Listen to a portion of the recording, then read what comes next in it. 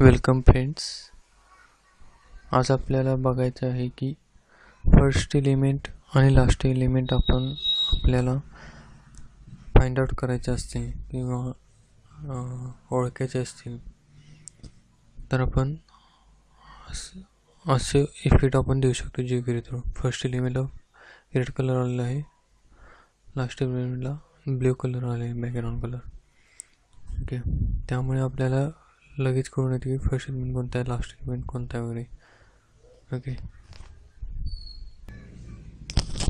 चला आता आपण कोड करूयात jQueryचा असा इफेक्ट येण्यासाठी. ओके फ्रेंड्स,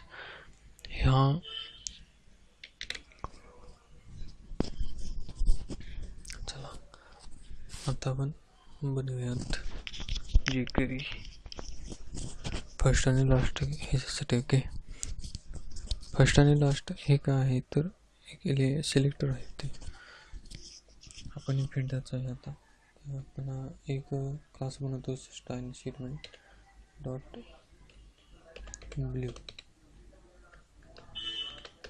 याच्यामध्ये काय होतं, बॅकग्राऊंड कलर ब्ल्यू आणि कलर व्हाईट.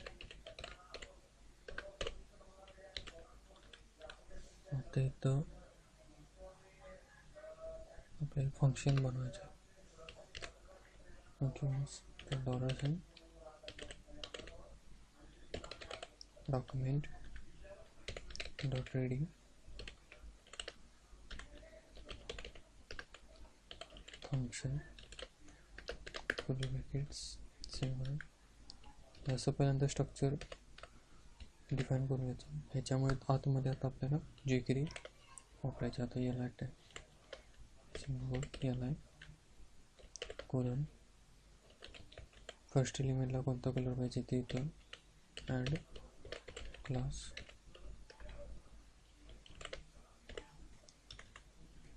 तर रेड दिला, म्हणजे याच्या फर्स्ट एलिमेंट फर्स्ट टॅगला तो अप्लाय झाला.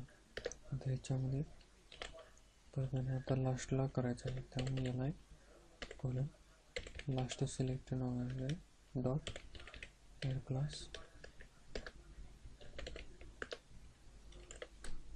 सिंगल कोड ब्ल्यू, म्हणजे लास्टचा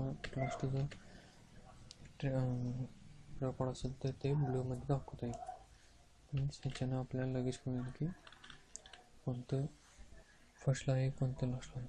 तर आपण मी रिफ्रेश करतो. First element last fifth element होता, तर मी इथं नाव चेंज करतो, लास्ट एलिमेंट टाकतो. त्यामुळे आपल्याला लगेच कळून लास्ट एलिमेंट. आता इथं फर्स्टचा एलिमेंट लास्ट इथं बदलतो, ब्ल्यू यायला करतो, म्हणजे चेंज झाले का नाही ते लगेच ओळखते लागतो. रिफ्रेश. फ्रेंड्स, आता फर्स्ट एलिमेंट हा ब्ल्यू बॅकग्राऊंड कलरमध्ये दिसत आहे, लास्ट एलिमेंट रेड बॅकग्राऊंड कलरमध्ये दिसत आहे. त्यामुळे आपल्याला लगेच आयडेंटिफाय होतो ते फर्स्ट एलिमेंट कोणता आहे आणि लास्ट एलिमेंट कोणता आहे. ओके फ्रेंड्स, हा पार्ट 8वा आहे.